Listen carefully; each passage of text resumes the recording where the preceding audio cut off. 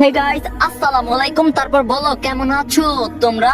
মনে পড়ে তোকে পাট্টো নিয়ে এসে পড়ছি, তো শুরু করা যাক। এখন রাফি বলো লাগবে কি, ও তো অলরেডি আমার, কারণ রাফি যেদিকে চোখ দেয় সেটা তার। সো মেঘলা আমার। কলেজ থেকে এসে মেঘলা রুমেই ছিল, দুপুরের খাবার খেয়ে আবার রুমে চলে গেল। সন্ধ্যায় সবাই ড্রয়িং রুমে বসে আড্ডা দিচ্ছে, তখন রাফি এলো। রাফি বলল মেঘলা কেমন লাগছে? তখন মেঘলা বলল ভালো। সবাই আড্ডা দিচ্ছে, এমন সময় নিশান বলল আড্ডাটা জমছে না, কেউ গান গাও তো। সবাই রাফিকে গান গাইতে বলল। নিশান দৌড়ে গিয়ে রাফির রুম থেকে গিটার নিয়ে আসে। তখন রাফি গান গাইতে শুরু করলো।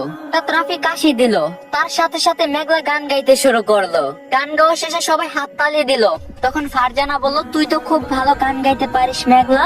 তখন মেঘলা বলল একটু একটু। তারপরে সবাই আড্ডা শেষে ডিনার করে ঘুমাতে গেল। রাত প্রায় 12:40। তখন রাফি বলল কই গেল মেয়েটা? ঘরে নাই, ড্রয়িং রুমে নাই। রাফি দেখলো ছাদ থেকে আলো আসছে। ছাদে গিয়ে দেখে মেঘলা দোলনায় গা এলিয়ে দিয়ে বসে রাফির দিকে তাকিয়ে আছে। রাফি গিয়ে মেঘলার পাশে বসলো। মেঘলা বলল ভাইয়া তুমি এখানে? তখন রাফি বলল তোকে রুমে পেলাম না, তাই খুঁজতে খুঁজতে এখানে পেলাম। তখন মেঘলা বলল ও। তখন রাফি বলল তোর কি কিছু হয়েছে? আমাকে বল, তোর মন খারাপ কেন? তখন মেঘলা বলল তুমি জানো আমি এক সাধারণ পরিবারের মেয়ে, যার বুক ভরা কষ্ট আর চোখ ভরা স্বপ্ন।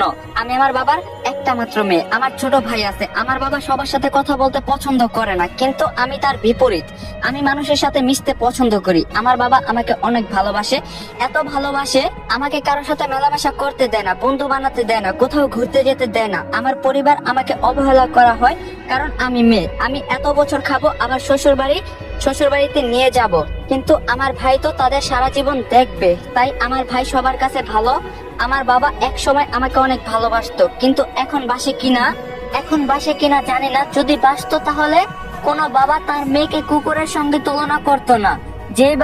যে বাবাকে আমি মুখ ফুটে কিছু চাইলে সেটা যেভাবেই হোক এনে দিত, সেই বাবা এখন আমি কিছু চাইলে বলা হয় নিজে উপার্জন করে নিয়ে নে।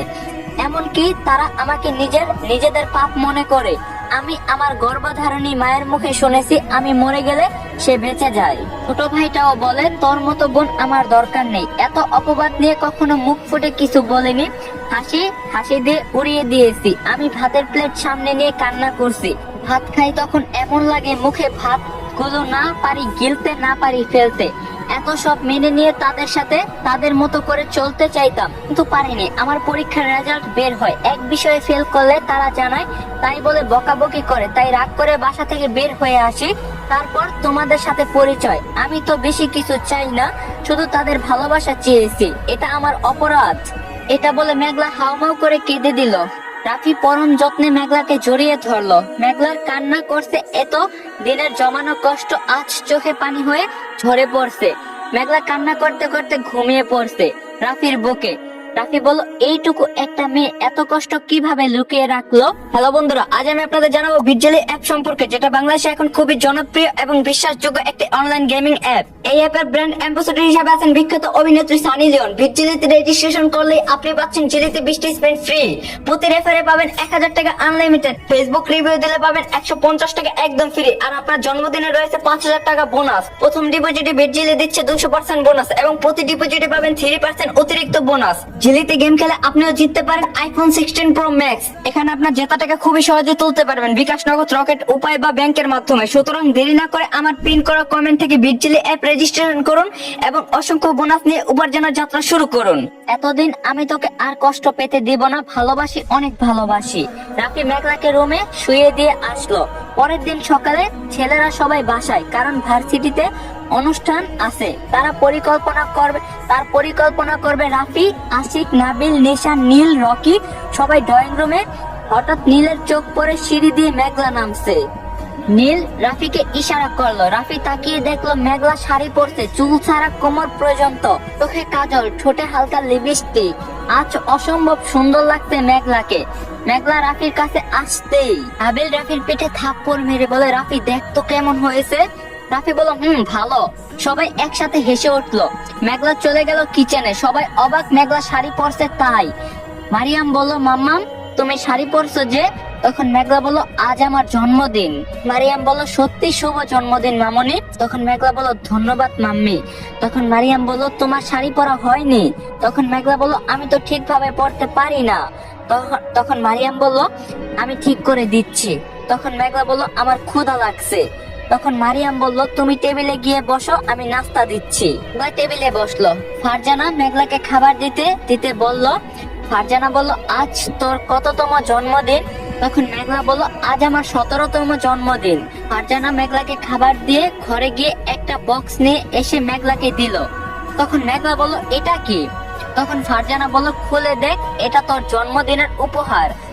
মেঘলা বক্সটা খুলে দেখতে পেল দুটো সোনার বালা। তখন মেঘলা বলল এগুলো কি সোনার?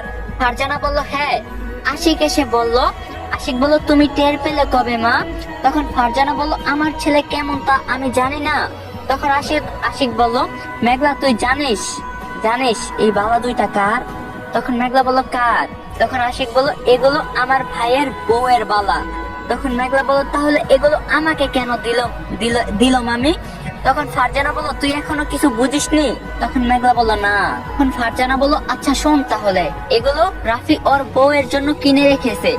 তখন মেঘলা বলল তাহলে কি তার মানে কি রাফি ভাইয়া এগুলো কি শুনে আমি সত্যি? তখন রাফি বলল না বোঝার কি আছে, তোকে কতজন একসাথে বোঝাচ্ছে তুই বুঝতে পারিস না?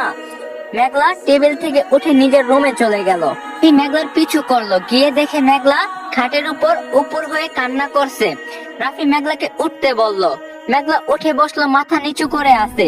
রাফি মেঘলার সামনে বসে। রাফি বলল কি হয়েছে বল আমায়। তখন মেঘলা বলল জানি না, আমার ভয় করছে। তখন রাফি বলল কিসের ভয়? তখন মেঘলা বলল এক অজানা ভয় আমাকে আঁকড়ে ধরছে, যেন মনে হচ্ছে সব শেষ হয়ে যাবে। তখন রাফি বলল কিছু হবে না বুঝছিস? তখন মেঘলা বলল কিন্তু তোমার আমাকে পছন্দ হলো কিভাবে? তখন রাফি বলল আমি তোকে বলতে বাধ্য নই। বলে রাফি চলে গেল। রাতে সবাই মেঘলার জন্মদিন পালন করলো। সবাই কিছু না কিছু মেঘলাকে গিফট করছে, কিন্তু রাফি করেনি। তখন মেঘলা বলল আমাকে গার্লফ্রেন্ড দাবি করে, অথচ আজ আমার জন্মদিন আমাকে উপহার দিল না। অনুষ্ঠান শেষে সবাই সবার রুমে, সাথে মেঘলাও রুমে গেল। হঠাৎ মেঘলার ফোনে অচেনা নাম্বার থেকে কল আসে। অচেনা নাম্বার থেকে ধরে না, অনেকগুলো ফোন দেওয়ায় সে ধরে। তখন মেঘলা বলল আসসালামু আলাইকুম, কে বলছেন? তখন রাফি বলল এতক্ষণ লাগে ফোন ধরতে? তখন মেঘলা বলল তুমি? তখন রাফি বলল নিচে আয় বলে ফোনটা কেটে দিল। মেঘলা নিচে গেল, রাফিকে না পেয়ে বাড়ির বাইরে গেল। গিয়ে দেখে রাফি বাইকের সাথে গায়ে লিয়ে দাঁড়িয়ে আছে। রাফি বাইকে উঠে মেঘলাকে উঠতে বলে। মেঘলা উঠছে না দেখে রাফি বলল বাইকে ওঠ। তখন মেঘলা বলল আমি আগে কখনো বাইকে উঠি নাই, তো তাই জানি না কিভাবে উঠতে হয়। রাফি মেঘলাকে উঁচু করে ধরে বাইকে বসিয়ে দেয়। মেঘলা অবাক।